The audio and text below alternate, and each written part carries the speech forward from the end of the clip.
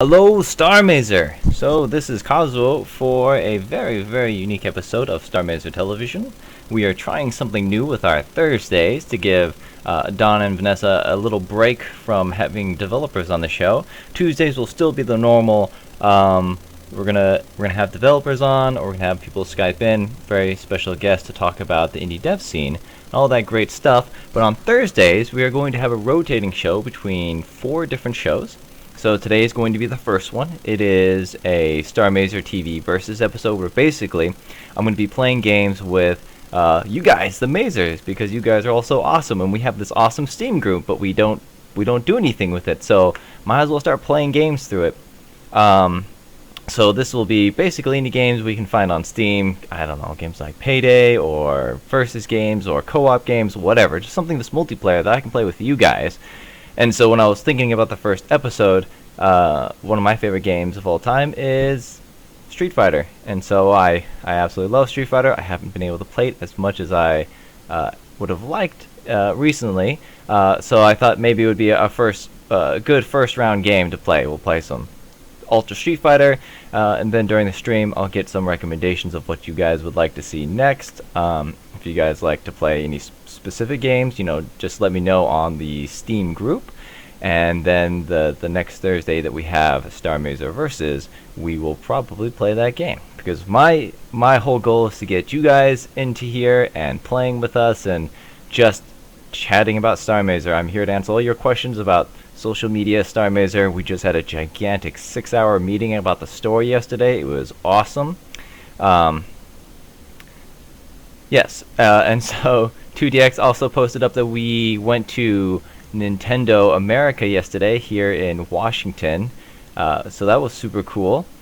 Be sure to keep up to date with us on our Twitter and Tumblr pages and on our website, Facebook, all that good stuff. I'll be posting up photos of basically everything we've been doing there constantly. So, the Thursday show, today is Starr Mazer Versus, as I said, multiplayer games. Next Thursday is going to be Alex Maurer's show, which is going to be called Starr Jams. It's basically Alex Maurer, the music composer for Starr Mazer. He'll be either composing music or remixing music or just doing something with music while conversing with you guys. So you guys can ask him all the cool questions about chiptunes or his inspirations, sound effects, sound design, all that cool stuff, as he'll be performing that stuff live.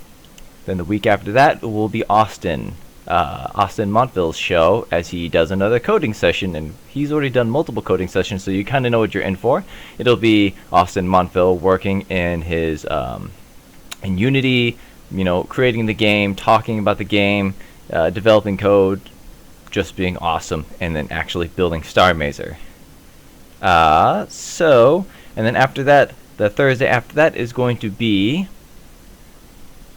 Maximo V. Lorenzo's show. So he'll be doing like a sketching day where he'll have like lots of concept sketches that he'll be creating and developing with right in front of you guys on his computer. So he'll be streaming that stuff, and he'll be there to answer all your questions about the art of Starr Mazer, concepting work, what he uses, his tools, his utilities, all that cool stuff. So basically, these new Thursday shows are to get you guys in with us. So just to get you guys in the team a little bit more. So that's cool. All right. So Farioto asks, will there be more development streams? Yes. So the Thursday after next Thursday will be Austin Montville's show, which is the coding session, which is probably one of the biggest development sections. Before that Thursday and after that Thursday, those 2 Thursdays are going to be Alex Maurer's doing music, as well as Maximo doing sketches. So those are both also kind of development, concept sketches, which is ideas for what we might put in the game, playing around with certain sketches, playing around with characters, backgrounds, all that good stuff. And then Alex will of course be doing either sound effects or music, which of course will be going into the game and all that good stuff. So those 3 Thursday shows after today will be development type shows. Saturdays are still going to be us at the office gaming. We recently created a cycle for Starr Mazer, which is basically like a very rudimentary start of where it's like a point and click section then you get a mission, you jump into your ship, go through a very short, very brief shmup section, and complete the quest, return, and then turn it in. So we're creating these types of basic things so we can start building upon it and start making much more complicated episodes. And once we start getting a good playable demo of Starr Mazer, we'll be sure to start playing it on the Saturday streams, where we will go through it, get some live feedback from you guys, and that'll be lots of fun. Cool. So let's get on with today. Today we're going to be playing Ultra Street Fighter 4, which I'm not sure if anybody is going to want to play with me. I was trying to start up the Steam group as I was talking about earlier, and I haven't got too much of a response yet. So if you guys want to play, if you guys in the chat have Ultra Street Fighter 4 on Steam and want to play, you guys should let me know. This is my Steam ID. Just message me and I will be sure to add you to the game. I don't know if you guys play too many fighting games. They're one of my favorite types of games because basically everybody's on an even playing field, which is pretty cool. Nobody is using a character or a level that is any better than anybody else if the game developers have properly balanced their game. So it starts everybody off on an even playing field, and it forces you to improve your own skills versus just kind of like power leveling. So that's one reason that games like Street Fighter have really drawn me in.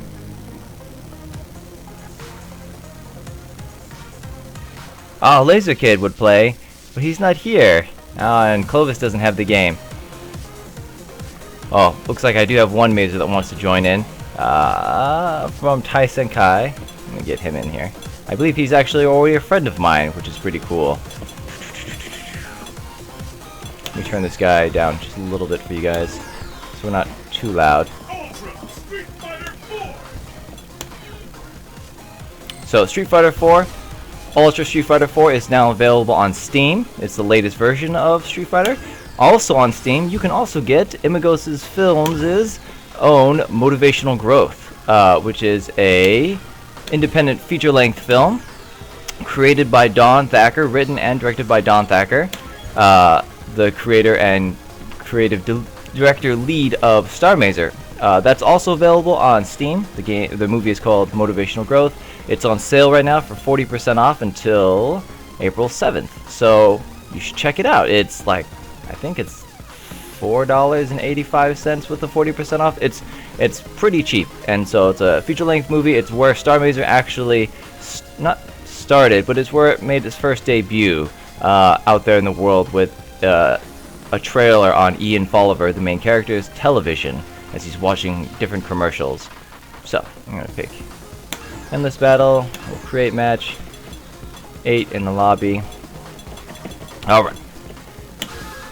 So I will start adding people. If anybody wants to play, please just let me know in the chat and I will add you guys. This guy's already playing. Bam.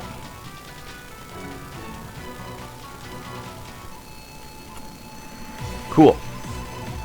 So also in the chat, let me know what game you guys want to play next week. As I said, this game, I just kind of picked it out of the blue because why not? It was going to be the first Starr Mazer television versus, so I just picked something I knew and loved. But if you guys want to play something else, I'm down for anything. Even if it's a game I've never really played before, sure, whatever. You guys will kick my butt, and I'm totally cool with that. Just want to play some awesome games, have fun, all that fun stuff.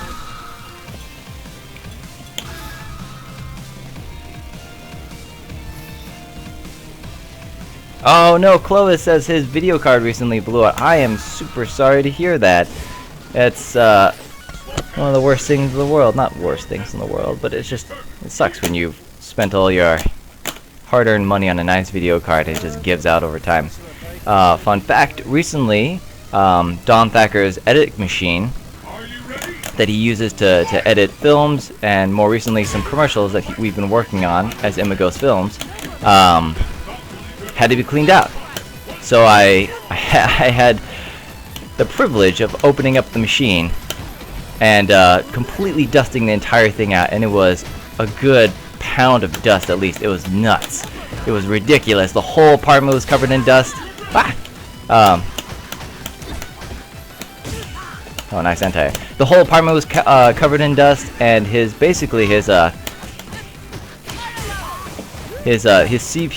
GPU, both of those heat sinks were completely caked in dust, and it was just spitting out nothing but hot air in the end. So after I got in there, totally dismantled, took out all the cards, the hard drives, and dusted the whole thing out. Now it spits out cool air, and it's much nicer. So I guess the moral of the story is, if you don't want your video card to go out, keep it dusted. But you know, that can never guaranteed. I mean, video cards will go out. Things break. Let's see. Torchlight 2. Ooh, that sounds fun. More of a long-term game. You know, kind of like a Diablo-style game where it's all about getting loot, and you know, that's one of the games you can easily put 50, 60 hours into in a single playthrough with your friends. So it could be fun. I mean, I don't know if it'll be really good for if it'll be really good for I'm sorry that it stopped updating. I will look into that. The reason why it might have stopped updating is, I don't know why actually. Huh. It's very strange. I know that when I play the game, it becomes full screen, so that might have to do something with the way that it's overtaking the windows. So, Farioto, Torchlight 2, definite maybe. I have that game. It is a lot of fun. I haven't played it too insanely much, but I'll definitely keep that in mind. I do like Risk of Rain. So, I saw Dawn playing that, and the whole time I was like, oh man, I want to play that. That looks like a lot of fun. And when people like Toasty came on and started helping out, and it was just kind of like a crazy show of like who could survive the longest. Yeah, definitely looked cool. So Risk of Rain, I will pick that up on Steam, and if that's what people want, then we'll definitely play that. Alright, so this is Tai Senkai, aka Ain Hikaru, playing Cammy. Good stuff. I remember when Street Fighter 2 was the first one I ever played. When it first came out, I was a little bit too young to fully enjoy it. I was one of those, just like a button masher, like we all were when we were kids, just trying to learn the mechanics, just to be able to do the special moves. You're like, oh, I can do a Hadouken. That's all you did for the whole match, and you wondered why you would always lose against the computer. And now, as I grow up, just seeing Street Fighter evolve into Street Fighter 3 and Street Fighter 4. I've gotten a lot more into it. I just love cool parts of the game. Alright. We're both near death. One combo. And try to keep him away with fireballs. Crouch tech. He's gonna jump. Nope, not quite a jump. But still, airborne, nonetheless. Oh, so you're gonna play... Yes, Farioto, go play Torchlight 2 with your friend. It's an awesome game. Please have fun. This is just kind of like a laid-back stream where you guys can ask questions about Starr Mazer, chat with me, and then if you guys want to play some games, we'll totally throw down. And next week, not next week will be Alex shows, but next time we do Starr Mazer Versus, I'll be sure to play a game that everybody wants to play, so we can all just kind of hang out, have fun. Probably play some Risk of Rain. That probably sounds like one of the better options. Man, I don't know how, like, I watch streamers online, and they'll play and they'll talk like at the same time, like it's nothing but talking and trying to concentrate on like your strategy. Super is difficult because I'm kind of like going on autopilot mode where I'm just trying to do my basic combos, and I'm not really thinking about what the other player is doing and actively going against it or combating it like that. That could have been an anti-air opportunity, and trying to like figure out what's going on. Alright, so there's a good punish off that. Alright. See what people are saying. How about a Minecraft episode, says Clovis. Oh, that sounds like a great idea. I love Minecraft. Spend hours and hours just digging and making stuff. I am not using any of my AX bar. That should have been Ultra. Ah, man. Let's just try FADC.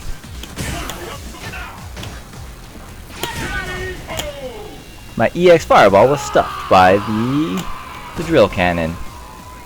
Which, even if it would have come out, she would have gone under, so... All my fault for making the incorrect decision. Okay, so how about a Minecraft episode, says Clovis? Start a new world on the episode and invite people and they'll build a new town together on the stream. And hopefully not build stuff not safe for work. I could also get Laser Kid to host if you need somebody to help out with that. So that sounds like an awesome idea. To have all of the Mazers. I don't know the player cap on Minecraft. I would assume it would be pretty large, where you could probably have upwards of 8, maybe 16 people play once. So that would be cool. Just all of us kind of running around and then just showing off what people are making on stream. That would be cool. I could totally see somebody going out of the way to make something not safe for work. But that's okay. That just means I won't have to point the camera at it and we'll show something else. We'll go run over to somebody's Space Wolf that they built or something. So that's also a very, very cool idea. Jim says the dig for Dawn, so that would be for like Saturday gaming. I could definitely see that, playing the dig. I've gotten a lot of requests for that. I have yet to play it, but it looks awesome. We were generously gifted the dig from I can't remember who. Sorry, it's been so many awesome mazers have given us stuff on Steam that I need to get all this down straight.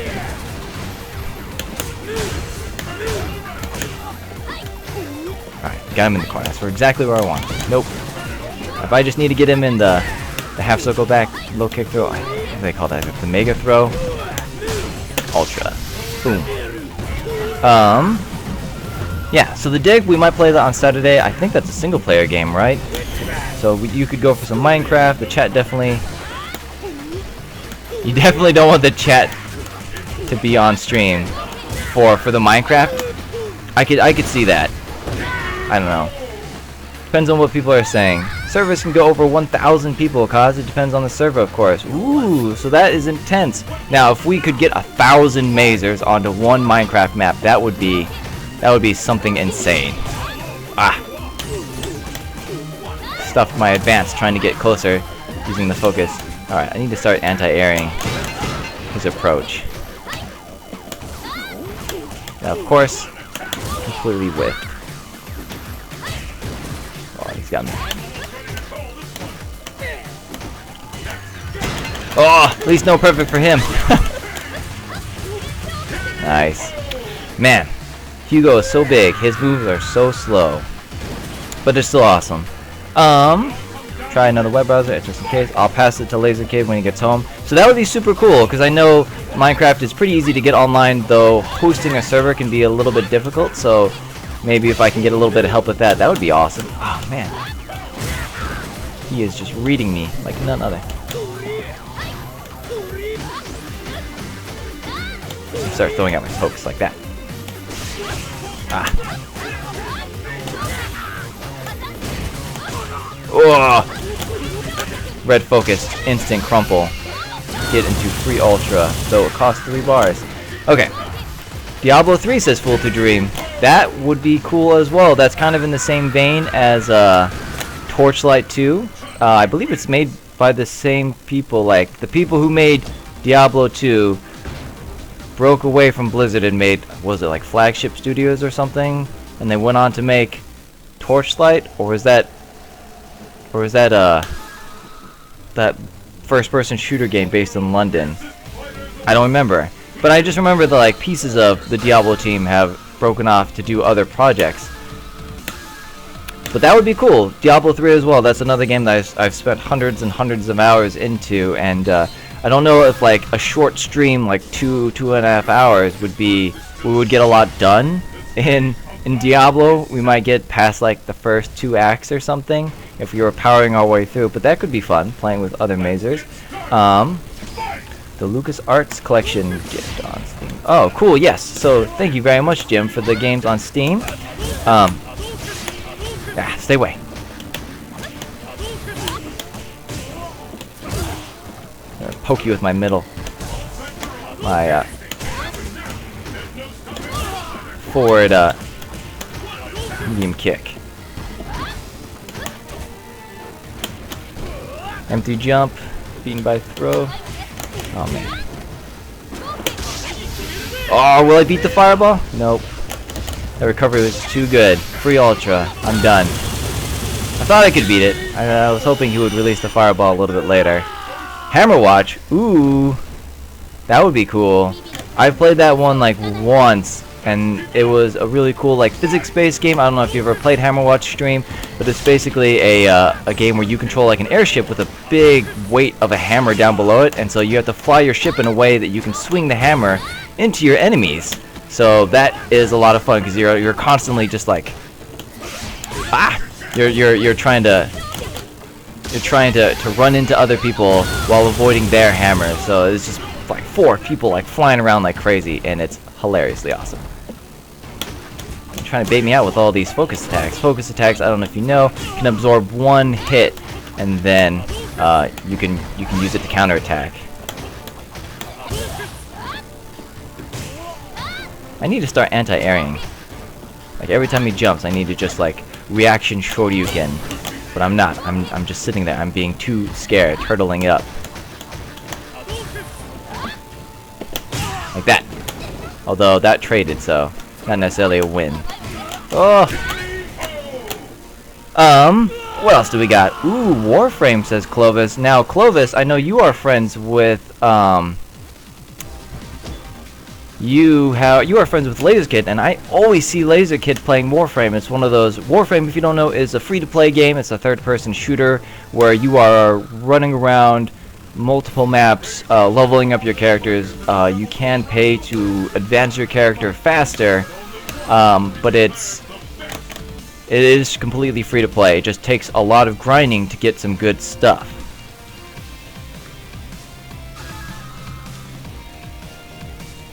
Oh, so people are saying that the chat is frozen in the video. I apologize that the chat is frozen. The only thing I can think of is my game, since it's full screen, it takes away from all of the other things on my desktop, which include the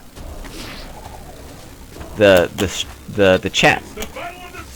I did actually, Jim. I am directly capturing the chat channel. Maybe Don is referring to the fact that I am losing 4 times in a row to Ain Hikaru, who is a friend of mine, also a fellow Mazer.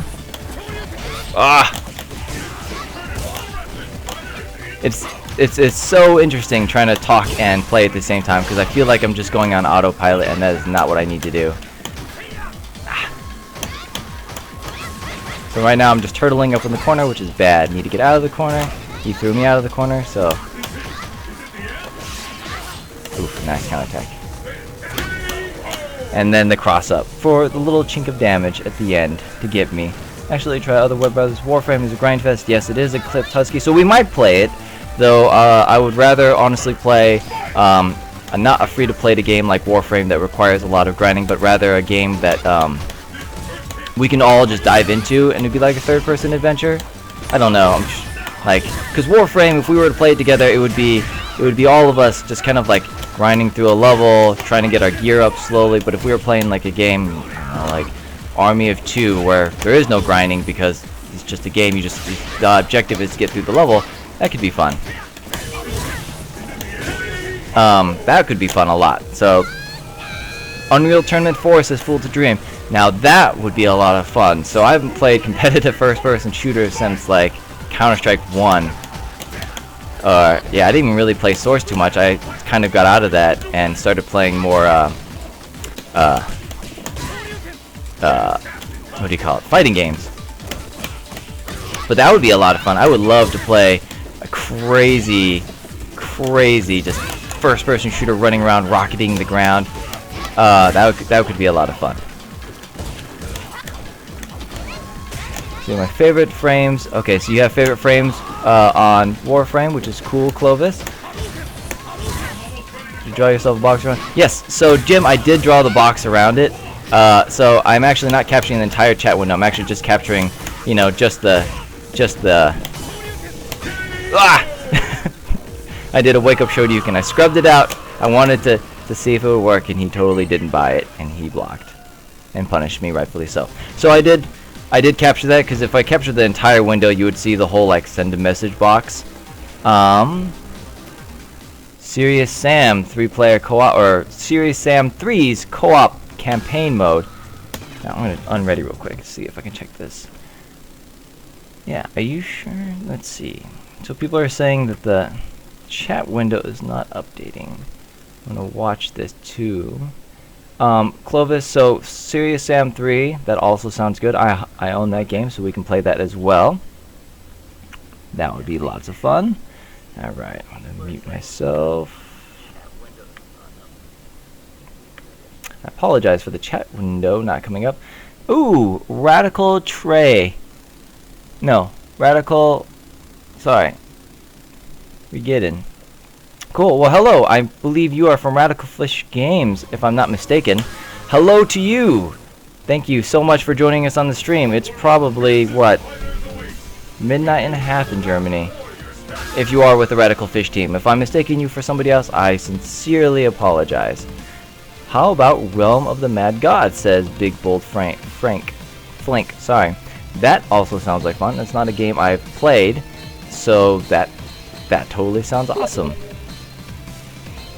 Ah, Stefan. Oh, okay, cool. I get it now. All right. I can't lose every single match, but I probably will. I will do my best. Yeah. So the chat. I'm watching the live feed right now as we're going, and the chat totally has frozen. So I'm not sure why it freezes. The only thing, as I said, the only thing I can think of is since my game is full screen, it's just not doing anything else. All right. So the whole thing is now I gotta get close to Ibuki with did not throw in time. I gotta get close to her. She has all these nice projectiles to keep me out, but I want to get in so I can do this, the super pile driver, get awesome damage. I have a few tools at my disposal. I have a green hand, which is pretty good, like this, which gets me in close. The jumping headbutt like that is a very good neutral jump move that hits a lot. It has a lot of priority in the air as well. It does a lot of stun too. Ooh. Yes, I must succeed. So Stefan says, any love for Skullgirls?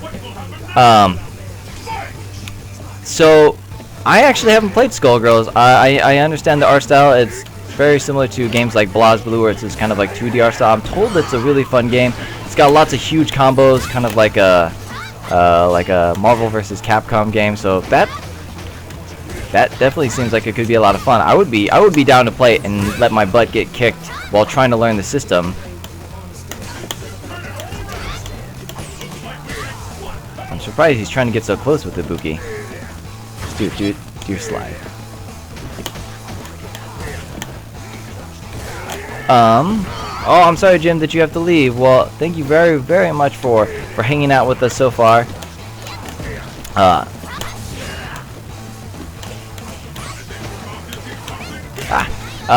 Very cool to see you as always. I love seeing all of the Mazers. Thank you so much for watching this stream. Completely unorthodox. It's me trying to play some Street Fighter against you guys.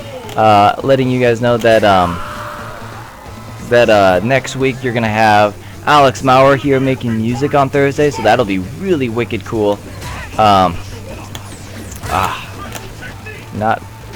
throw in time. So that'll be very cool. Got lots of good ideas like Risk of Rain or Unreal Tournament to play with you guys on stream next week. Not next week, sorry. The next time we do a Starr Mazer TV Versus, so that'll be really, really cool. I'm looking forward to that. And if any of you guys have Street Fighter 4 and would like to join the stream and play against myself or this Mazer, Ain Hikaru, please just shoot me a message on Steam, and I will be more than happy to add you to the room, and we will all fight and play and have fun. Because that's what we are. We're just a community of gamers.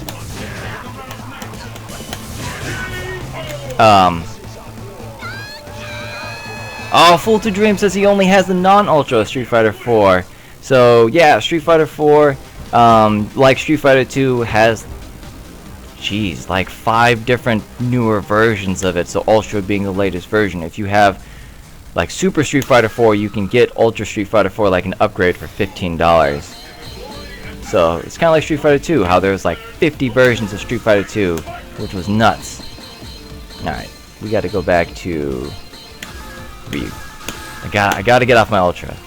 And Stefan says, yeah, it's like Street Fighter combined with Marvel, which is very cool because to me, Street Fighter is very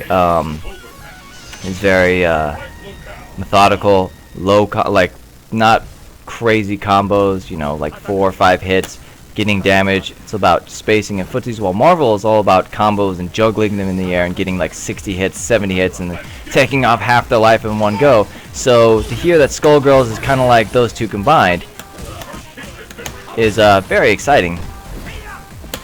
I will be totally down actually to play Skullgirls. So that's another thing we could totally play.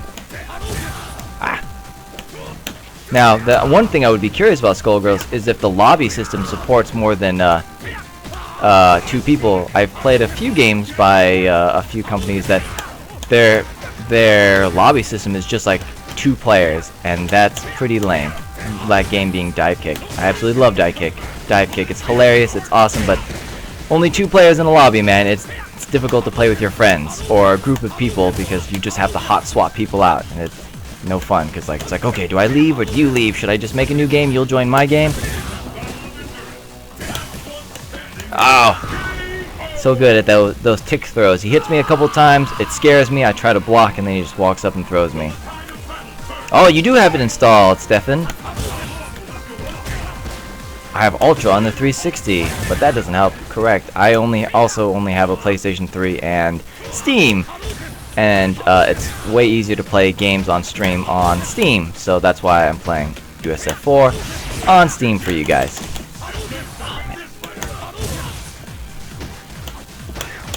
Nice cross up.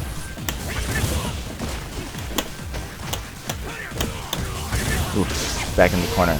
I don't know if that's gonna work. No, totally fell. You gotta be pretty close in the corner and fairly quick to get EX Hadouken. Now you can Ultra, or you can EX Shoryuken since you don't have an Ultra meter. Totally works as well. But dang, we're working on something, says Stefan. Ah, that's my problem with Marvel. Once you're on a combo, you're done. Ooh, so he also says lobby support in Skullgirls is 6 to 8 people, just like Street Fighter, so that's very awesome. So we could possibly play that. Hopefully it would be just more than me and Stefan playing together. That would be cool. Let's see. But yeah, so Stefan says once you're in Marvel, the problem is once you're in a combo, you're done. I would have to agree. That's why I used to play Marvel vs. Capcom 3, and then the newer version, Ultimate Marvel vs. Capcom 3, which aren't technically available anymore. Fun story. But those games, yeah, basically once you get into a combo, you're done. You just kind of watch the other player go through all of his moves, 60, 70 hits, all your life, or a good chunk of your life is all gone, and you just have to sit there and take it.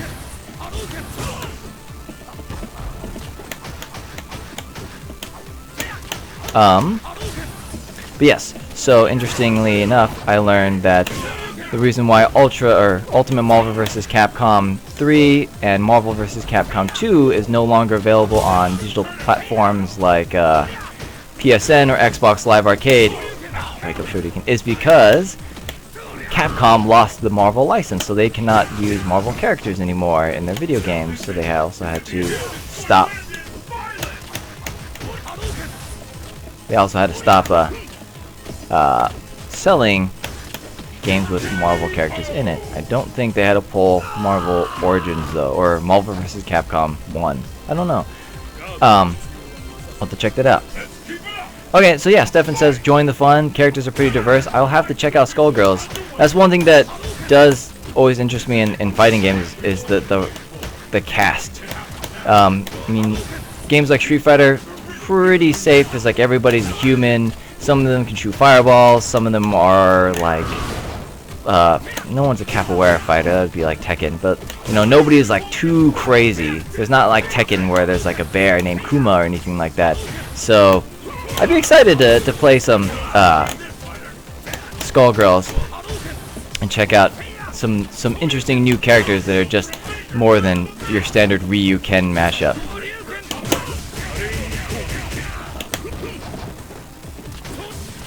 Ooh, nice. Got me. He got me. In Skullgirls, there is a system that prevents combos that loop, and another one if you get cornered all the time. That's interesting. I've seen combo, not mechanic, or I've seen like mechanics against combo system, like in Killer Instinct has something like that, where if you get them into a combo, a little meter pops up, and you can only do so much damage to where the meter fills up. And if you mash out a lot of heavy attacks and you exceed that bar, it knocks them out of the combo, and you don't get the maximum amount of damage that you could get. So it's very important to know like the limits of your combo and when to cut them off to get maximum amount of damage, but can't get insane amounts of damage. So I've seen systems like that which are pretty cool. So I would be interested to check out Skullgirls to see how they prevent things like infinites and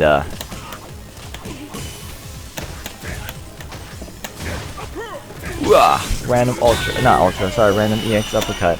I thought he was gonna do something because he had enough life and he thought it would be safe. Okay, yeah. So that would be cool. I would really enjoy seeing the mechanics that they employ, because I know in Street Fighter they have things like what do they have? They have things that'll make you stun, get you out.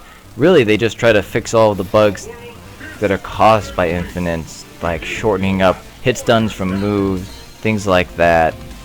But there are still a very few amount of infinites that exist in the game. Infinite is basically a combo that you can do until either the round is over or until you KO the opponent. But the infinites that are still in this game are too technical to but like perform on like a online match because of lag, as well as just the amount of precision it would take. So cool, this is all great info. I think next time will either be Skullgirls, Risk of Rain, Unreal Tournament, or Minecraft. So I will probably put up a post on the Steam group, which will be like, okay, which game do you guys want to play? And I'll have like a little voting system. That'll be cool. Hugo, you're so big. He gets hit by everything. All right, so we're gonna do slap and then throw. They never expect the throw. We're gonna do 2 slap. Just 1 slap. Jump. Bam. Trying to get out of the corner. I will anti-air you. Take that. Alright, starting to get back into the groove of Street Fighter. As I said, I haven't been playing too much recently, mainly because we've been doing all this cool Starr Mazer stuff for you. And so yeah, Starr Mazer is awesome. We're working hard on it. Maximo Lorenzo is punching out a whole bunch of great concept work that I've been posting up on the streams, like on Twitter lately. So if you kept up to date on Twitter, you'll probably have seen some cool artwork of Maximo Lorenzo's where he's turning actors into the characters. So that's super neat. As well as we just had a gigantic story meeting yesterday.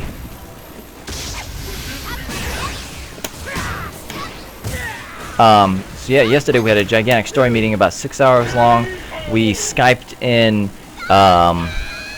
Maximo and Alex from the East Coast, and then we had Mariah, Josh, Austin, Vanessa, Don, and myself here in Seattle, and we were all talking together about the story of Starr Mazer. We were pitching ideas, trying to create episodes A lot of funny things were brought up, and a lot of great story elements were brought up.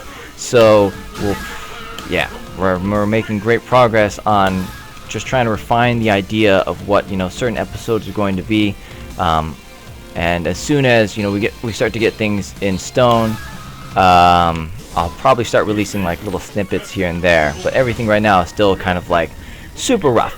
So, but we're working hard at it. I know Don is back at his place right now, writing up a storm, writing up all the backstory for the game. All right, so Stefan has a big old block of text that I'm going to read here. Once. Messed up my combo.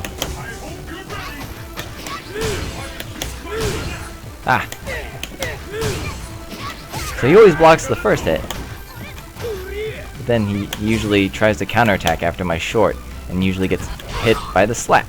So if he does that, try to continue the combo. Jump. But people are trying to break it by... Oh, so he's talking about Skullgirl still, and by making insane complex combos. Ooh, okay. So people trying to get around the infinite combo system, or trying to get around the limiters in Skullgirls. That's interesting. Now the FGC, the fighting game community, are always trying to, like speedrunners, they're always trying to find the exploits in fighting games, trying to figure out like the best way to create new tech so they can combat people online and offline and in competitions. So it's very interesting, like people figure out things like crouch tech, frame data, all this cool stuff. So to hear that people are trying to get around a combo system or a combo limiter system in a game is very interesting, and in checking that out. Another thing you can dynamically set the amount of characters you want to play, so you can do 2v1, 1v3, or play 3 characters. Ooh, that's kind of cool. That kind of reminds me of what he's got down there, Marvel, or Capcom versus SNK, where you could have up to 3 different characters. That game also included a ratio system. Oh, I missed my throat. A ratio system, so you would have 4 stock, and you could pick up to 3 characters, and then from there, you could issue your ratio however you wanted. So if you wanted one of your characters more powerful than the other, you could totally do that.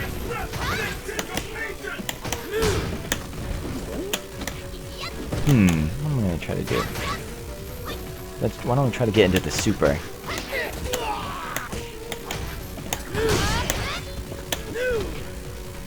How would we do this? Alright, so we're like slap. Oh, I was too close. I thought I could just block that. Alright, Ultra to death. What else? So Stefan has to say, like Marvel, your HP and damage output is reduced, but you can make switch combos. Likewise, playing alone makes your attack stronger. So in Skullgirls, you can play up to 3 characters, but it would make all 3 characters weaker than if you were just to play 1 character. So yeah, that's very similar. That really reminds me of SNK versus Capcom, or Capcom versus SNK. So that would be very cool, because you could have somebody who's really good with 1 character, wants to have them powered up, play against somebody who is willing to play with 2 to 3 characters, so they're at a slight advantage. Yeah, but the switch combo, that sounds interesting. It sounds like you can switch guys mid-fight, like Marvel style, which would give, I feel, the advantage to the 3 players, because if 1 character was kind of hurt, you could swap them out to have their life go back up.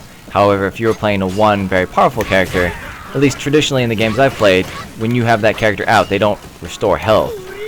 So you would have 1 character, 1 health bar that can't go back up, versus the other player can take a beating, put the character on the side, and get some health back. Ah! I gotta start reading these jumps. He's gonna jump now. I missed though.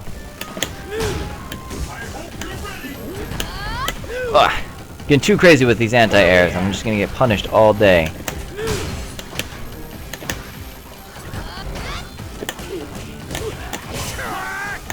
So, unfortunately, the people in the chat are pretty quiet. I'm curious what you guys think of like Starr Mazer TV versus, if this is something you'd like to see be continued. You know, playing with you guys, playing with the Mazers, or if this is something you're like, you guys are like, oh man, I wish they were doing something else. I hate Kaz. He's the worst. Just playing games on stream. What's he should be working or something like that. I don't know. So I mean, like right now, since I'm one of the only people that, well, I contribute in different ways to the social media. I don't contribute like directly to the creation of the game in terms of like art or music. This is one thing that I feel I can do to give back to the Mazer community, is to play games with you guys on stream, answer all questions Starr Mazer related that I can answer, and just have fun with you guys. So oh man, just seeing how this rolls. So Stefan asked about Skullgirls, that yes, but normally the players playing 1 or 2 characters win.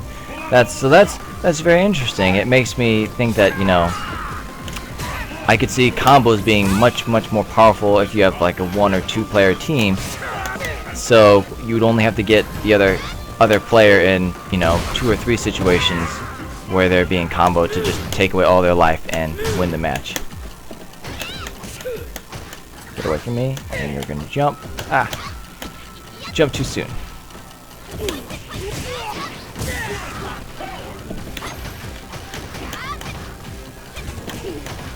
That's a good cross-up. Although Hugo is so tall, as you can see, he's a gigantic character. He gets hit by characters in the air very easily. So yeah, please, in the stream, I know there's less than 10 of you guys here, which is perfectly fine. Let me know what you guys think of this. I know I already have queued up, you know, the games I'm going to put up on the Steam page to be voted on to see what we want to play next. So I can play something that we all want to play, instead of me just being like, okay, first Starr Mazer TV versus, we'll play Street Fighter, because I love Street Fighter. Because I really want to play games with you guys. So we'll see how this works out. But just let me know, you know, what you think of this, or if you have like a different idea, like, oh, instead of playing games, we should, I don't know, we will play games. Yeah, just wanted to do something cool for you guys, out there in the Mazer universe. Also, when we changed up the whole Thursday schedule and we're creating all these extra shows, including the music, the programming show, and the art show, I wanted to give a buffer to everybody else, because we kind of came up with it as a group, and we're like, okay, we should do this. And I was like, okay, next Thursday, who's gonna go first? And everybody's like, I don't know, I don't have anything prepared. So I was like, okay, I'll just go. We'll play some game, and if nobody watches, it'll be fine. We'll just play some Street Fighter. It'll be cool. So Shaneville asks, who does Austin main in Street Fighter 4? I've never seen Austin play Street Fighter 4, actually. I would assume if he mained anybody, it would probably just be like super stock character like Ryu or Ken, somebody easy to use. Jump. Something like that. Wake up Shoryuken. Nope. Neutral jump. So I don't know who he mains. I would love to play with Austin in Street Fighter. That would be lots of fun. I love playing games with Austin. He's such a cool guy. And I'm very happy to be working with him in Street Fighter. Or not Street Fighter, sorry. Starr Mazer! Oh, he's gonna chip me out. Yeah, so I don't believe that Austin has a main in Street Fighter 4. Shaneville. Or, no, sorry. Shaneville. It's always hard to read usernames. I always feel like I'm going to get them wrong, so I'm always scared. That was not supposed to be a neutral jump.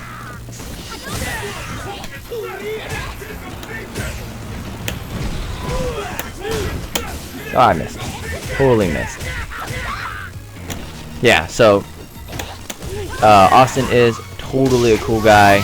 I love hanging out with him. He's always so positive. He's working on this really cool like node event system. So I don't know anything about game programming or, you know, programming languages. So when I see Austin, you know, working with code, the first thing I think about is like 1990s action films where they're like, oh, I'm hacking. It's just code or whatever, and they get into the Pentagon or whatever they're trying to do. They disable the bomb in the last second because of hacking, and there's just lines of code. That's really cool. But when I see him do this, I'm like, wow, that's very interesting. I asked him questions about it, and so he's currently developing a node system that is kind of like a visual system where you can piece together events, things that have already been expertly coded, but you can piece them together in a way that would make sense to somebody who doesn't understand code. So we could have people that don't have to write code like the writers, but still be able to program and make an event by using these pre-built kind of like node systems by Austin.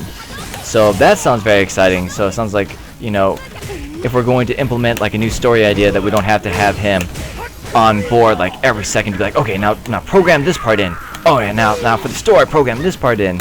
So we can just have, you know, cool system that we can do it ourselves.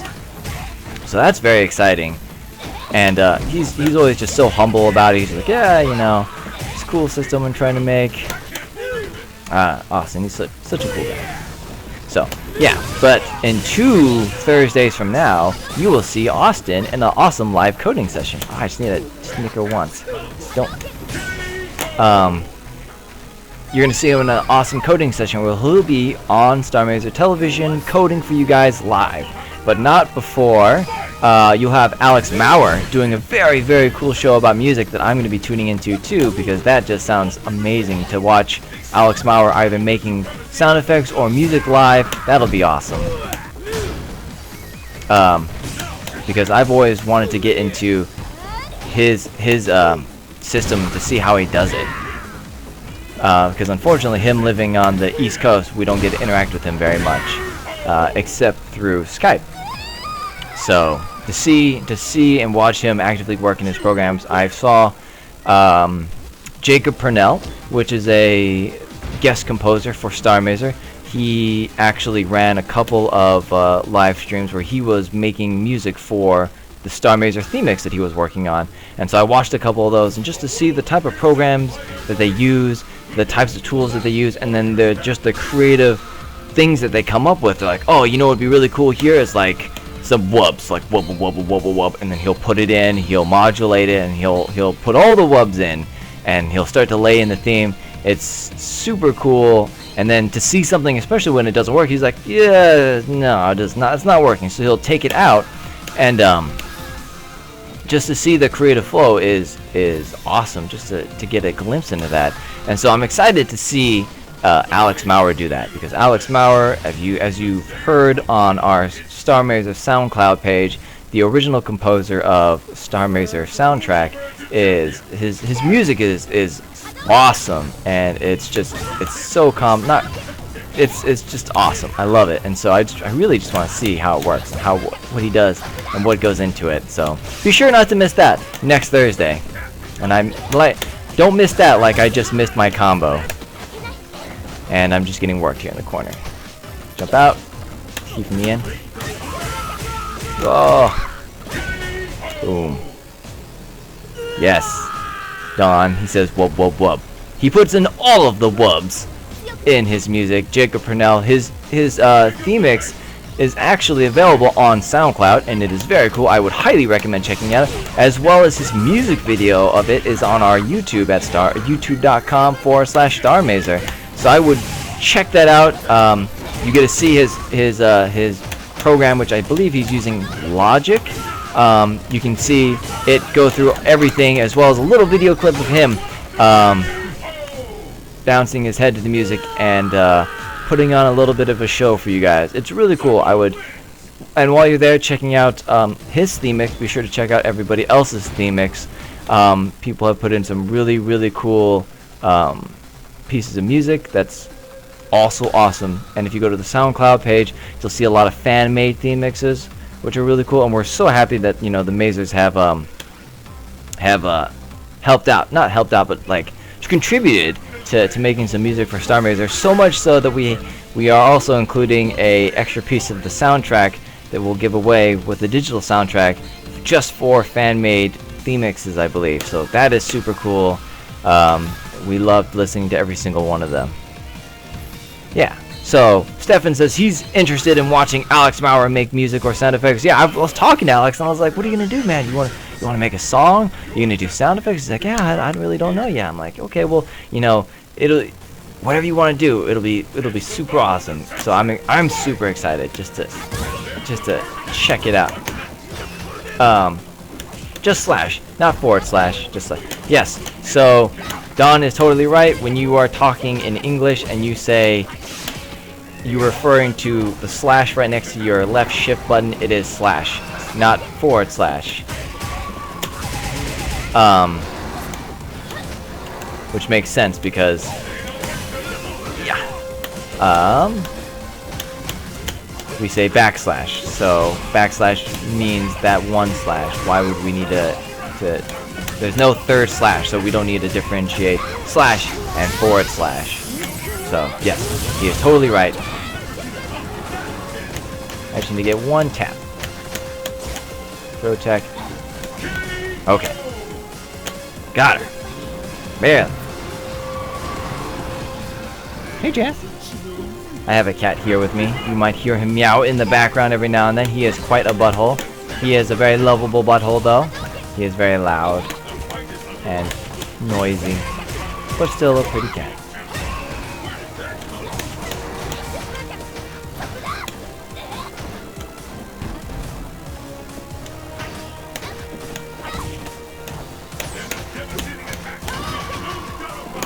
Oh, I am not playing a throw character, so I cannot 360 throw. My Smash Bros name, backslash. That's cool. Back forward slash, or back slash with the regular slash. That's a pretty cool Smash Brothers name. So I love fighting games. I love games like Street Fighter, King of Fighters, Marvel vs. Capcom, basically all the Capcom and SNK fighters. I absolutely love them. And I've never really played the Nintendo fighters, and I never really got into Smash Brothers at all until I met Don, and then Don was like, yeah, we should play Smash Brothers. So I started to get into it, and it's a completely different game, and I have to respect the players who get really good at it, because it is a pretty technical game when you get down to it, especially if you're not using items. Oh man, if you're not using items, it's quite technical, and I definitely have to respect the game and like what players have to do to get good at it. So I've been trying to get better and better at Smash Brothers, but I'm still a complete scrub and still have a hard time getting back onto the platform after being knocked off. I'll like double jump like at the same time, so I'll waste a jump, or I'll do the wrong move that launches me down instead of up or to the side to get back on the platform. It's just a mess, but I still love it. It's so much fun. So, John says, Smash is hard to get good at, but boy, do I enjoy it. I'm gonna stick to King of Fighters. Yes, so Smash Brothers is a lot of fun, be it one-on-one or four-player free-for-all. I absolutely love it. It's a grand time with items or without items. But yeah, come here, Jess. But getting good at it to the point where you can compete against the people who, you know, have their characters down. It's just another level, but I love it so much still. And then King of Fighters is another great game. So good. So if you see on the chat, Don says he's currently obsessed with Xrd right now, which is the latest Guilty Gear version,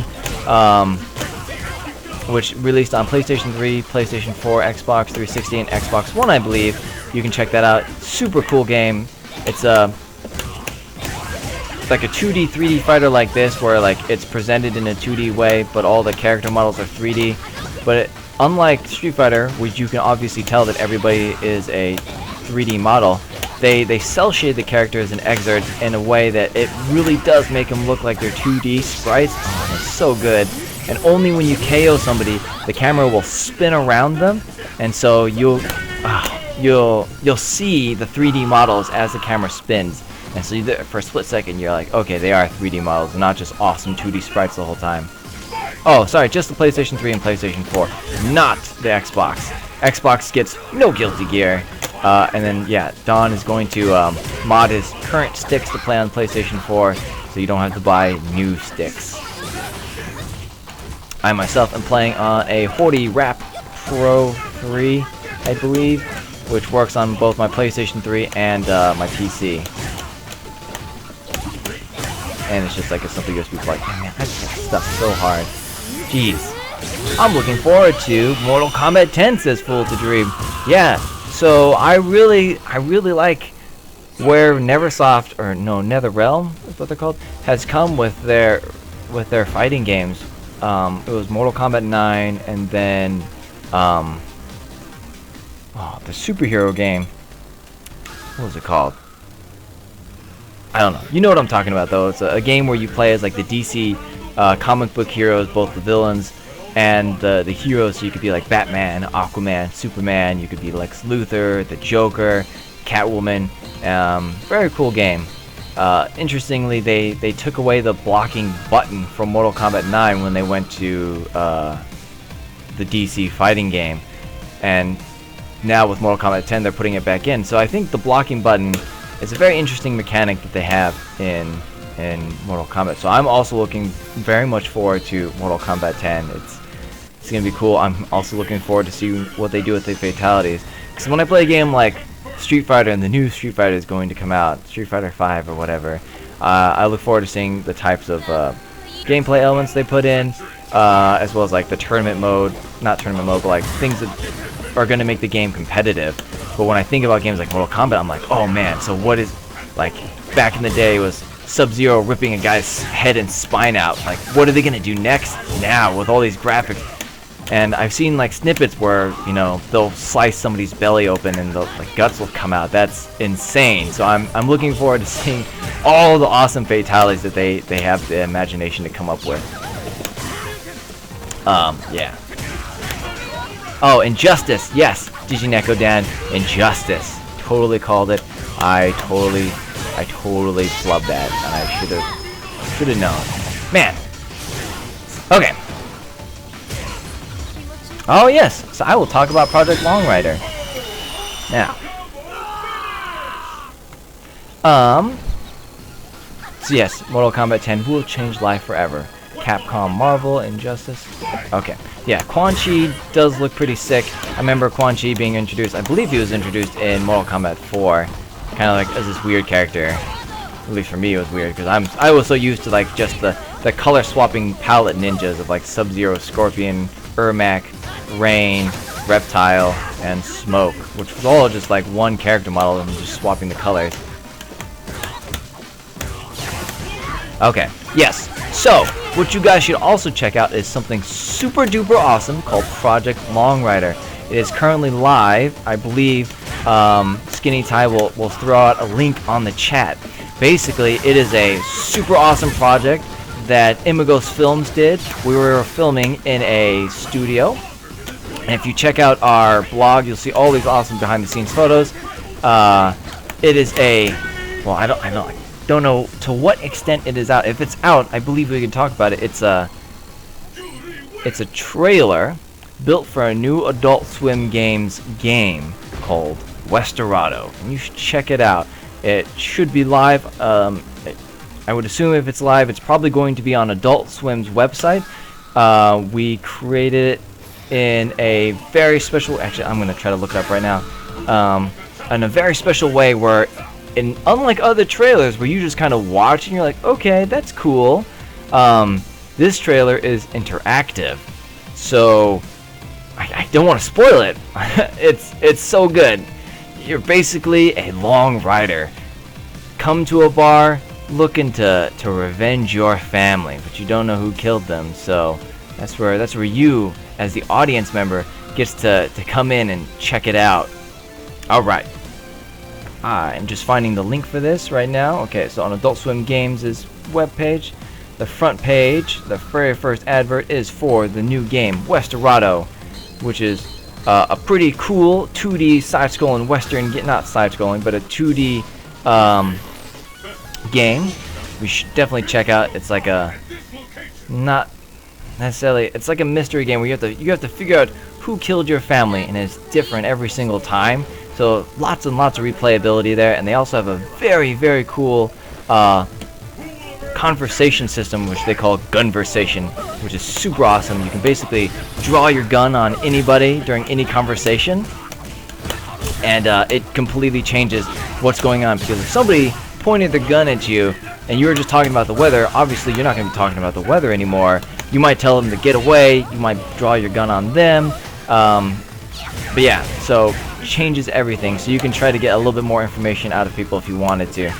So that's a really cool mechanic. So I'm really looking forward to this game. But this trailer that I will look for is super awesome. That we had a great time building and playing around in and filming. It's just so good. The special effects, we blew stuff up for it. We had bottles blow up. We have pieces of wood flying everywhere. We have cannons.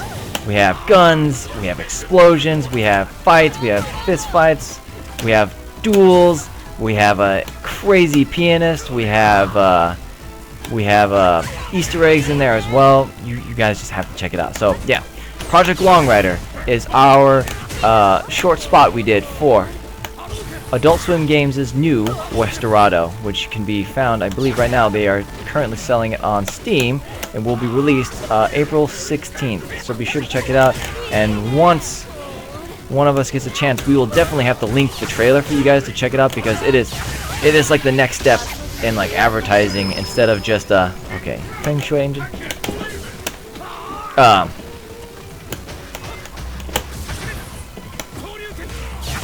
Instead of just playing the trailer, as I was saying, there is it's an interactive thing, so it's so cool. Oh look, okay, so Big Bold Flank has posted it, the interlude link. Alright, so be sure to check that out. The interlude link by Big Bold Flank that was posted earlier. Basically, how you get to the very end of the trailer is you have to click on every possible answer. So be sure to click around, check out all the awesome stories, all the cool stuff that we filmed. Project Long Rider's main hero that you see in there, that is Brian Lewis, who is also playing Brick M. Stonewood in Starr Mazer. So if you want to see him be a badass on screen already, you can see him here. So you can get ready for some of his awesome voiceover work that we'll be getting for Starr Mazer. Because he's a big dude. He is super cool. Great guy to work with. Definitely has a presence. He is awesome. He's going to be perfect as Brick M. Stonewood. I'm digging these new costumes that Ain Hikaru is playing with. I unfortunately have not played the game in a while, so I have not purchased any of the DLC costumes yet. But yeah, this is like some cool Tron costume for Judy. Right. Trying to escape the corner. Oh yeah, so Big Bull Flank is trying to experience all the different things that you can get.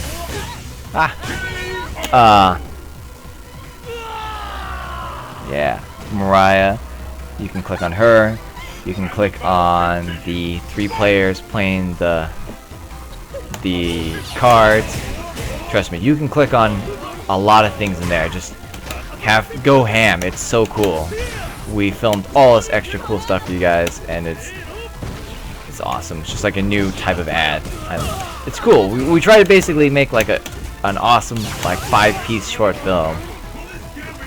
So it was tons and tons of fun. But yeah, be sure to check it out. Project Long Rider. Just throw out spam Hadokens. Deal with it. Jump. Too early.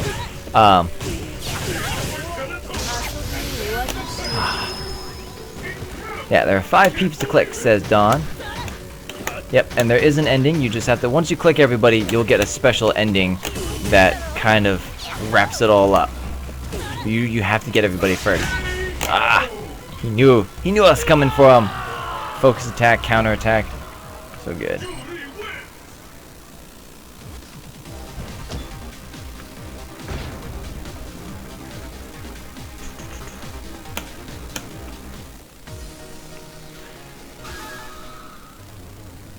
So yeah, I think I'll probably be going on for maybe about 30-45 more minutes before I'll be calling this episode to a close. But I mean, in the chat, if you do have any questions about Starr Mazer or about anything that we're doing, you can always ask me. As well as Skinny Tie is in the chat. That is Dawn Thacker. So kind of giving him a break from being on Starr Mazer Television with these special Thursday shows, as well as trying to get some of our other team members like Alex and Maximo in here. Yeah, so he's here in the chat, and you can ask him awesome questions. I did not want to pick Chun-Li, but I will go with it. Whatever, fine. Yes, so Big Bull Flank has clicked on Tren, who is the gunslinger sitting down having the drinking competition in the ad. So cool. She has a very cool duel with Brian Lewis, the gunslinger, the long rider. Yo Starr, what do you think of a Flintstones fighting game? Says Steak and Milk. I don't know. That would be interesting. I get to see like it like in a Mugen game. You know, like a Flintstones character. That would be interesting. Could be fun. I could also see it just being like a little simple Flash game. But yeah. So Steak and Milk, I don't know what I would think about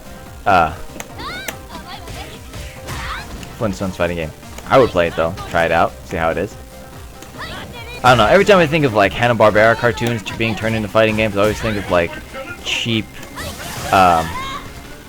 Flash games like on a company website, you know, advertising their stuff. Just like, oh, you can play the Flintstones fighting game today. Be sure to ask your mom for permission first.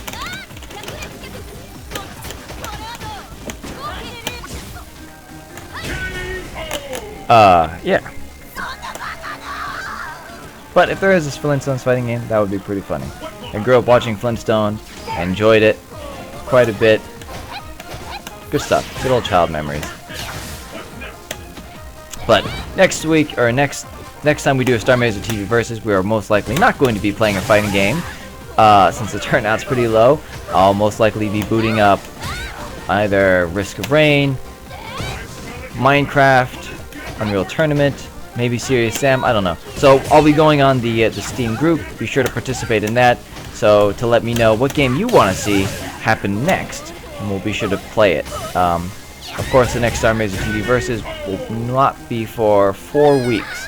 And in between that, you are going to get awesome Thursday shows with Alex Maurer, doing Starr Mazer Jams, where he'll be making sound effects and music on the spot for you guys. Followed by Austin Monfils' coding session, which he will be building parts of the game live for you and answering questions about coding, game development, all that fun stuff. And then lastly, followed by Maximo V. Lorenzo as he creates concept art and sketches online live while answering your questions about the art style and all the cool stuff that he is using to create awesome art. And it is super cool stuff. So I've seen a lot of the stuff that he's been creating for like the pre-production stuff, and it's all amazing. So I can't wait to see him doing it live, just to see what he comes up with. I could totally see like fans chiming in like, oh, what about this, and just kind of also inspiring and bouncing ideas off of him. That could be cool. He loves creating rival pilots, like new people that Brick might go against, so you might be able to throw out some ideas for that, although I don't know exactly what he's going to be doing. So Clovis15 says, bizarrely, I was having trouble today focusing on writing a review, and yet somehow having this play in the background increased productivity.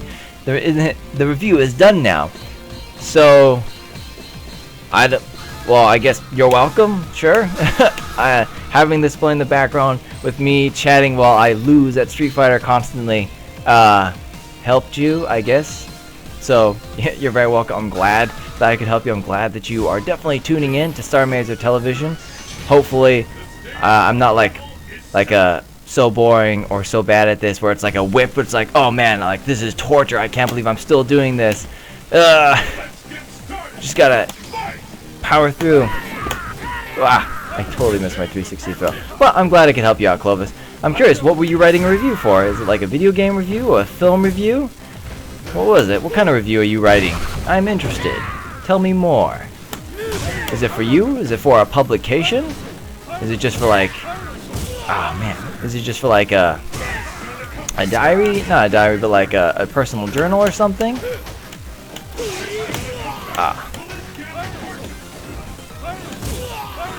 It's always tough to get around fireball characters when you're a throw character, because I just want to get close, and he just wants to stay far away. And he's got a Shoryuken. So it's tough. An iOS game called Legendary Strike. I wrote it for iFanzine. That's pretty cool.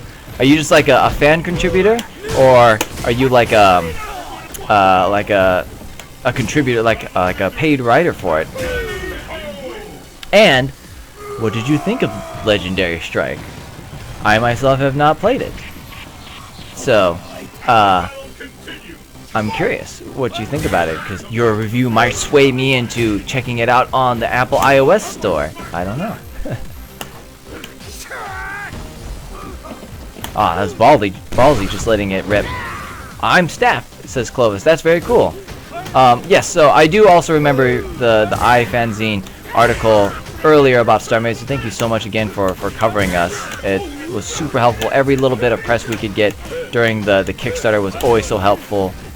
Just getting people out there, letting them know that, hey, you know, Starr Mazer is happening. We're super excited about it. If you want to join in, let us know.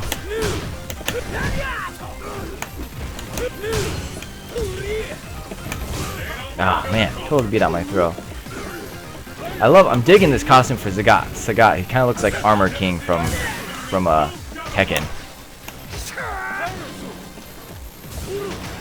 Oof, he's gonna try to chip me out.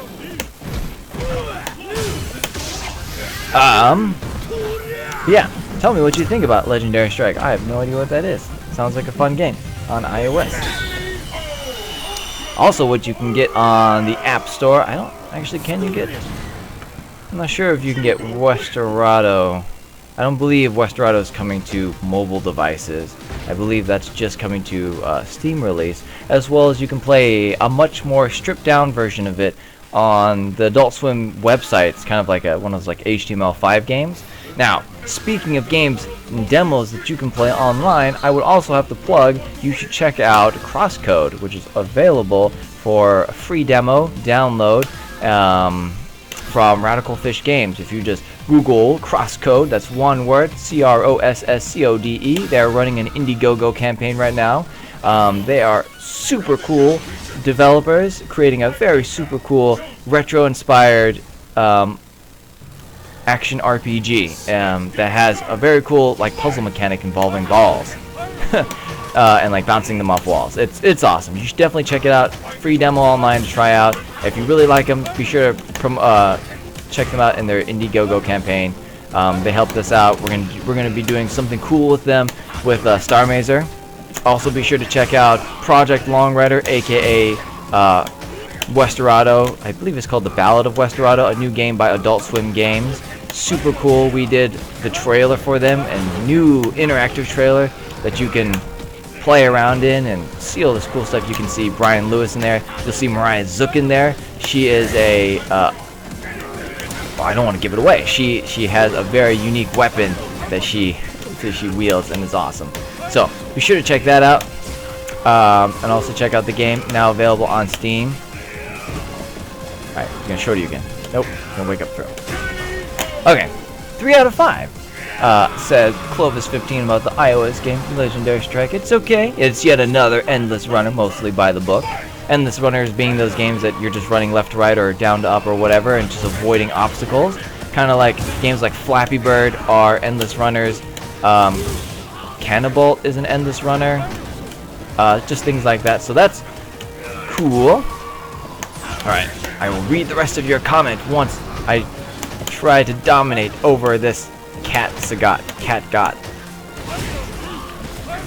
So Evil Ryu has a very awesome combo which he leads into his axe kick, which I see all the major players using.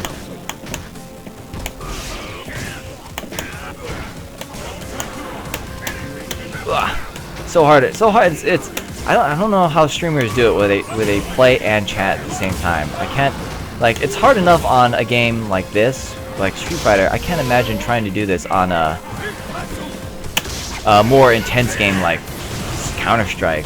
That requires even more concentration because they're just trying to get like headshots the whole time. But yeah, they somehow like talk and joke the whole time, which is ridiculously awesome. So oh man, I have a newfound respect for streamers who can play and chat at the same time. So, going back to Clovis 15, mostly by the book. But the unique part is there are 2 game modes, one of which you dodge everything, one where you blow everything up. The blow everything up mode is more unique, the latter is more fun, admittedly. Interesting. So, it sounds like there's a mode where avoid everything, and then the mode where you don't avoid everything.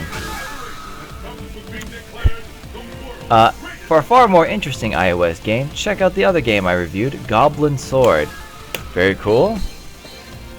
I think one of our stretch goals, so if you guys like Starr Mazer, at starrmazer.com, we are currently running 25% off the pre-order price. So instead of getting the game for $20, it is currently available at $15. So you can pre-order it for yourself, your friends, all that good stuff, and every dollar we get will contribute towards our stretch goals that we didn't quite make. And one of our stretch goals is to get Starr Mazer on mobile devices. So you can imagine, like, either on your tablet or your phone, iOS or Android, playing Starr Mazer. And this is very cool for us because we've been thinking about unique control schemes that we would use and employ, you know, because we've played a lot of iOS games and Android games where, like, the control scheme is simply like they put a gamepad on the screen and you just kind of have to, like, fidget around with it. But the problem is, like, they're really never that responsive. That, and like, you don't have like the tactile feedback you would get from a keyboard, mouse, or a gamepad to let you know that, hey, you know, you're pushing right, not down anymore. Because when you slide your finger across the screen, it all feels like a flat glass screen. So I was chatting with Awesome, like, how would you get around this? And there's been a lot of interesting ideas, you know, like, oh, well, what if, you know, you drag around the screen to move the ship around, but like a one-to-one type of thing, or, you know, like certain gestures would speed you up or speed you down, or switch weapons. So I think it would be a very interesting challenge to get Starr Mazer on mobile devices. So if you are interested in Starr Mazer, getting Starr Mazer out to Android and iOS devices, please tell all your friends to go visit us at starrmazer.com and pre-order the game. 25% off now. That is not going to be forever. That is going to be for a limited time only, just to try to entice people to pack the game.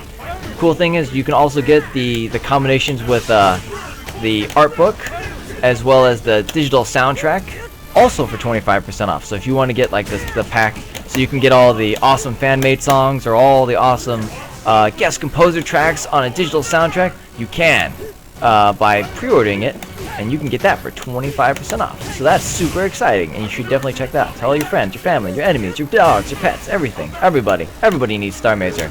And then once we get enough people interested in Starr Mazer, we're gonna have the Apple or the mobile devices.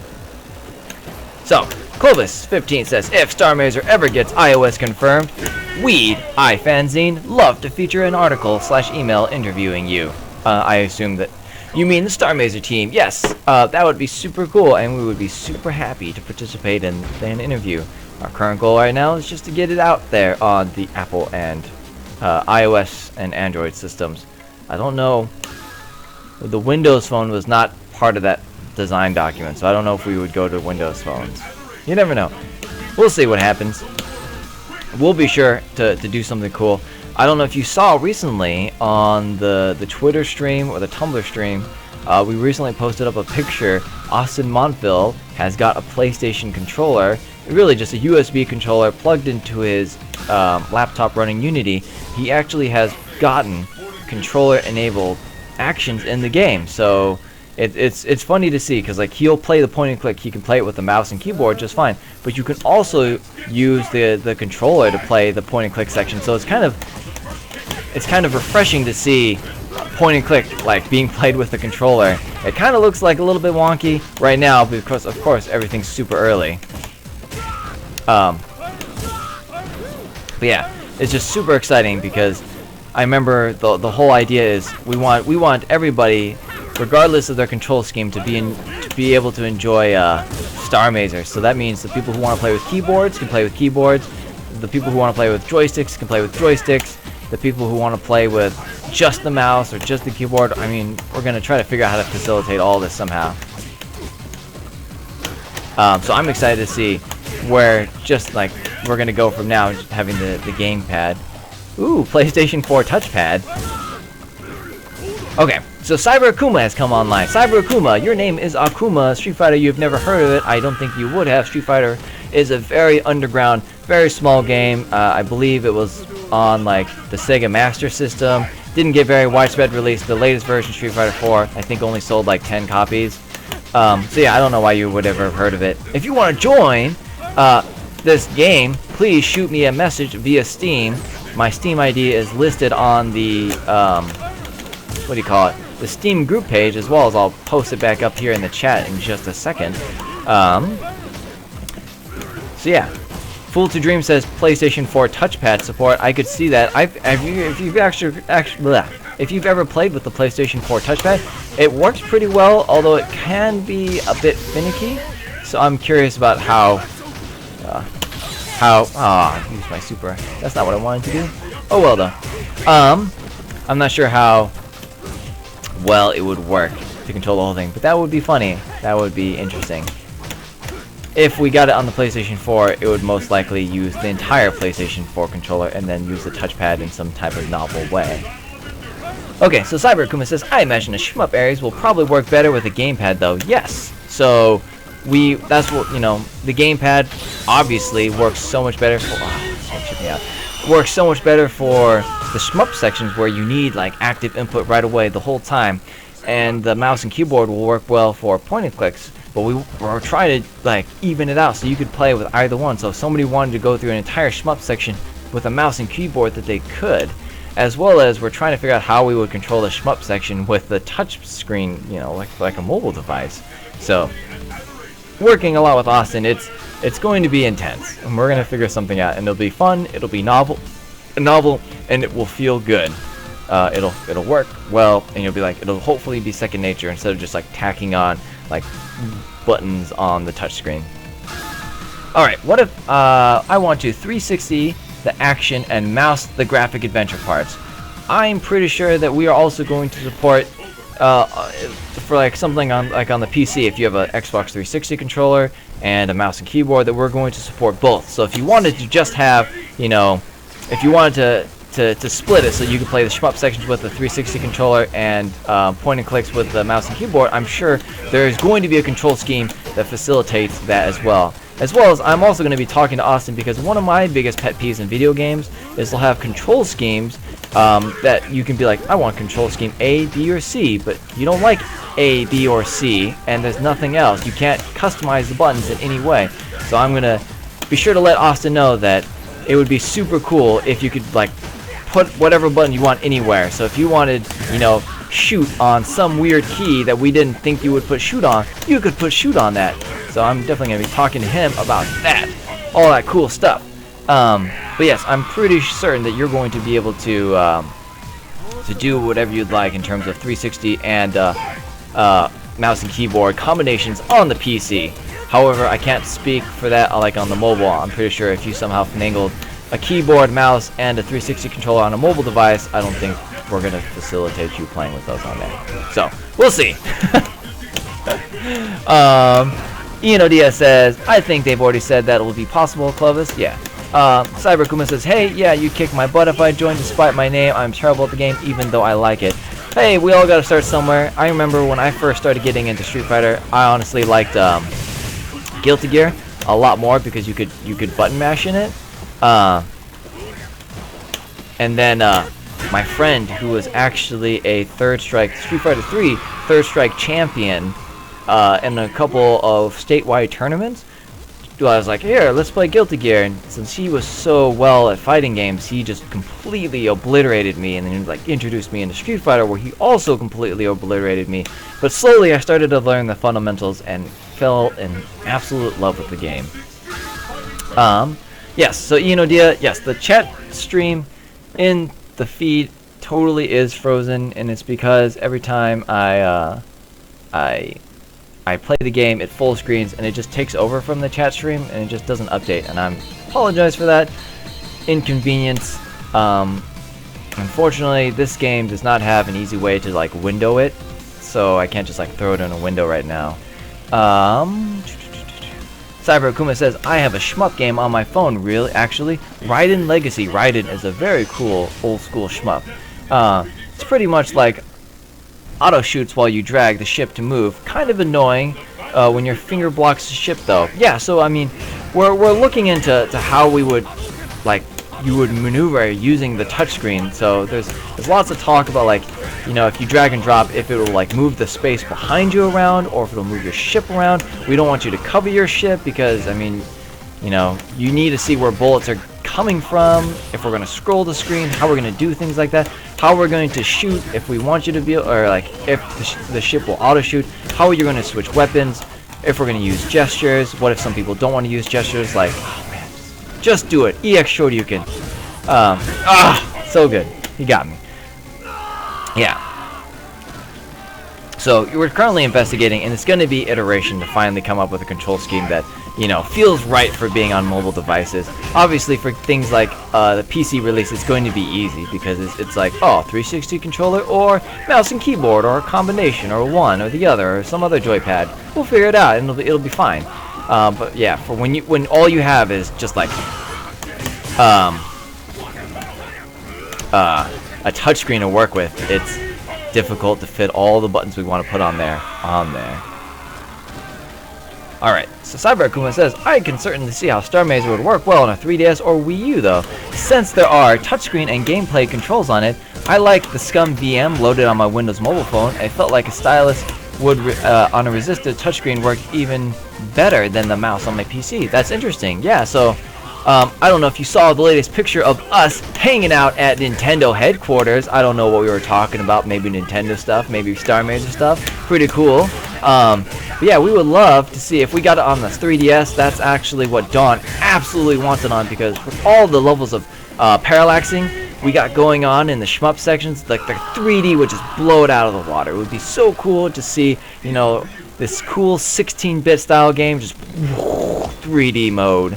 And then of course the touchscreen on both the Wii U and the 3DS would be awesome for like point and click adventure, because it's literally point and click. That's super cool, man. How can't get better than that. That and 3D shmup sections, that's godlike. You know, DS says, I think there's a little easier to learn. I think it's a little easier to learn some of the basics of fighting games in Street Fighter than it can be in Guilty Gear / BlazBlue. I completely agree with that. I think they're kind of different style of fighting games. Guilty Gear has very interesting canceling systems, like the Roman cancel, and a different type of combo system, how you can get into the combo system, where Street Fighter, I feel, is more based on links. So I think you can learn something from both of them. But I would definitely say, yes, Street Fighter will teach you the fundamentals of like why you block, why you throw, and positioning a lot better, because if you kind of mess up, you eat a combo, but the combo is not too big, maybe like 15% of your life, where in BlazBlue, if you play against somebody who's really good, their combo is gonna like last 20 seconds and be 3/4 of your life. So yeah, I think you can learn a lot from both games. But yeah, they are different. Bold Big Flink says Raiden Legacy puts the ship slightly above your finger though. Interesting. What if you have big fingers? Or what if the screen like senses your finger touch a little bit lower than what you anticipated? I don't know. So lots of weird control issues we'd have to figure out with touchscreens. I think it'll be a very fun and interesting challenge for us, especially Austin, to try to figure out like the best way to implement these things. And of course, it's all going to come down to iterations, trying everything over and over again. So that'll be, oh man, too late. That'll be a lot of fun. As well as, I don't know when we do the beta access if we're gonna have like, if let's say we made our stretch goals, everybody went to StarMazer.com, pre-ordered the game, and we hit our stretch goals for mobile devices, and we hit mobile devices, so we had a beta for it. I don't know if we would release that beta for like beta backers. I would assume so. We'll have to see. That would be interesting. I could see like people betaing this thing on their phone and just like giving us really good feedback about the controls. That would be awesome. Alright. ENODS says, I have much more fun with Guilty Gear than I do with Street Fighter, but I think the pacing on Street Fighter is better for learning inputs and getting used to the timing and whatnot. I also agree. Guilty Gear, for me, that was like one of the first games I started playing. It's such a blast, because when you finally start to learn how to do like 20-hit combos, it's a lot of fun executing them and like just, you know, burying your friend in the ground with huge combos, destroying them. There's something about it that's just so satisfying. It's so good. But yeah, in Guilty Gear, it's really quick. Like, you're running, you're air dashing a whole bunch, you're doing double jumps, fast jumps, so it doesn't take as much time to like show you the pacing and like the spacing. Like right now, I'm being zoned out by Evil Ryu with his fireball game, and my whole objective is to get close to him and try to throw him, because that's where all my damage is going to come from. But he's gonna be very content with backing off.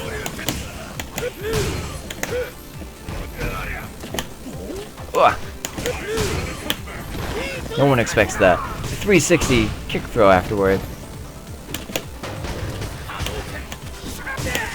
But yeah, so like the spacing here is much slower. We're not running at each other. We're not air dashing or anything like that. He's gonna jump towards me soon. Just keep walking towards me. Okay. Wake up, Shoryuken. And throw it in. Cool. Yes, I think you have a very good point with learning the pacing and whatnot. Cyber Kuma says, "Ha, I'm even worse at Guilty Gear / BlazBlue. I love fighters, but I'm not good at them. The only series I'm any good at is Soul Calibur. Soul Calibur, another very good three-dimensional fighting game with an awesome parrying mechanic. Another game that a lot of people kind of overlook, but can be extraordinarily technical and awesome. I think it's kind of funny, though, in the later iterations, it started off as like, you were, like, the whole idea was you had a sword or a weapon, and that was the whole sell of, that being 3D, the sell of the fighting game for Soul Calibur. But later, they've also implemented meters. You know, like in Street Fighter 4, we have meters at the bottom of our screen that, you know, show like your super bar or your revenge bar, so you can do like super special attacks. But that was never really a thing in Soul Calibur. You just had, it was just purely your skill. You would never get like bonuses for doing good or being hit or anything like that. You can never do supercharged. You could do supercharged attacks, but they were never based on meters. But in the later ones, they've actually started implementing like meter modes for like super attacks, and I think that's very interesting how the Soul Calibur franchise is evolving. But yeah, so Soul Calibur, very fun. You know, DS Cyber Kuma. I used to be really good at Soul Calibur too. That was probably the best one. Everybody loved it. That was also, I remember that one fondly because like that was back when the GameCube, PlayStation 2, and Xbox 3 or Xbox were all like at each other's throats. So they all had like a different special character on the game. And Link was in the GameCube version, which was really cool. And Spawn was in Xbox, which is probably the coolest. And then I think PlayStation got Heihachi, which Heihachi's cool, but I mean, he's no Spawn. Spawn is way badass. And then Link, that's awesome. Just seeing Link in an awesome fighting game, how can you say no to that? So that was awesome. I remember that being really cool at the time, and I'm sad that, you know, current day fighters don't do anything like that. Every now and then you'll get like, oh, you know, PlayStation version gets God of War Chronos in there. That's cool, I guess. Alright, Fool the Dream says, I used to be more or less unbeatable at Street Fighter 2 and Mortal Kombat 2, but that was a long time ago. Yes, Street Fighter 2 and Mortal Kombat 2, those are also awesome games. Back when those games were out, I was, like, the days I was still button mashing, so I was no good at them. It wasn't until really the later life of Street Fighter 3 and Street Fighter 4 that I actually started getting into fighters pretty exclusively and like absolutely really digging into them. Eno Diaz says, nearly won a small tournament for Soul Calibur 2, but was defeated in the last round by my best friend and fighting game training partner. That is super cool that you have a live partner to train with. That could be so good. And the one thing I found is like you got to be careful with training partners because you start to learn how each other play so well that you kind of lose sight about how other people might play, and so you come to like a tournament and you're a little bit unprepared because like you're not expecting to play against like a wide variety of styles or characters, but you're so used to playing against your training partner. At least that's the problem that I found. I play so much with my friends that I'm really good at beating them, But then I play online against the world, and I just absolutely suck because I'm just not used to. Oh man. No, I'm just not used to playing against the world and all the awesome variety that there are. Cerberus says, I'm here. Hello, Cerberus. It is cool to see you on stream. My name is Kazuo Maeda. I'm here hosting a very special episode of Starr Mazer TV Versus, where we play games with the fellow Mazers. I am playing against one Mazer, Ian Hikaru. Nobody else wants to play Street Fighter 4 with us. If you want to play Street Fighter 4 with us, please let me know in the comments, and I will get you in this game, no problem. But next time we do Starr Mazer Versus, I got a whole list of games that we'll have votes on, and I'll get, you know, the community to see what you guys want to play, so we can play something awesome. Things like Minecraft, Risk of Rain were brought up. Oh man, I missed them. Risk of Rain were brought up. Just a lot of cool games that people would be interested in playing with us on stream. Yeah. So, Cyber Akuma says, we have Soul Calibur 2 cabinet at my university, as well as had it on GameCube, played it to death. Oh yeah, played Soul Calibur 4 on the PlayStation 3. So good. Cyber Akuma says, it took me a while to get used to my main Nightmare and Soul Calibur 3. Cyber Akuma says, the big finger that made me realize lots of issues with different sizes of the phone screens. Even if they are the same resolution, then you have tablets. Ooh, yeah, so Cyber Akuma does bring up a good point. If we were to port Starr Mazer to mobile devices, that would mean tablets and phones, and that means like phones of all different sizes, everything from like the Galaxy, like, you know, the Samsung Notes that are freaking gigantic, all the way to like little phones and then tablets. That would be crazy. So yeah, so that's where the control scheme would come even into more play, to figure out what we're going to do with that. So, and they're all different aspect ratios and resolutions. Oh man, this will be crazy. I'm excited though. It'll be fun though. I would be excited to play Starr Mazer on the bus on my phone. However, since I have a 3DS, I would actually probably just play it on my 3DS because I want all that 3D parallaxing awesomeness.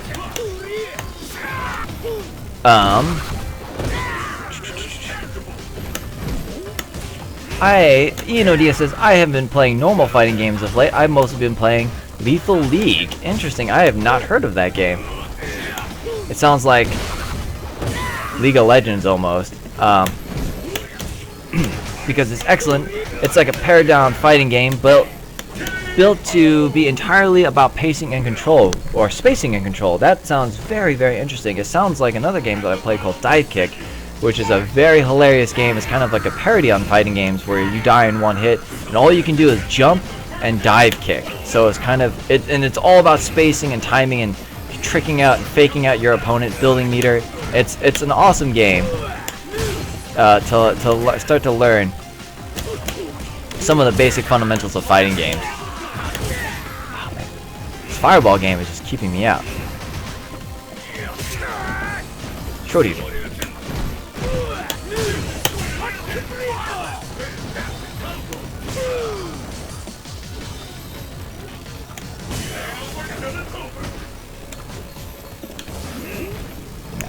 Teleports out of the corner. Okay, what else we got going on?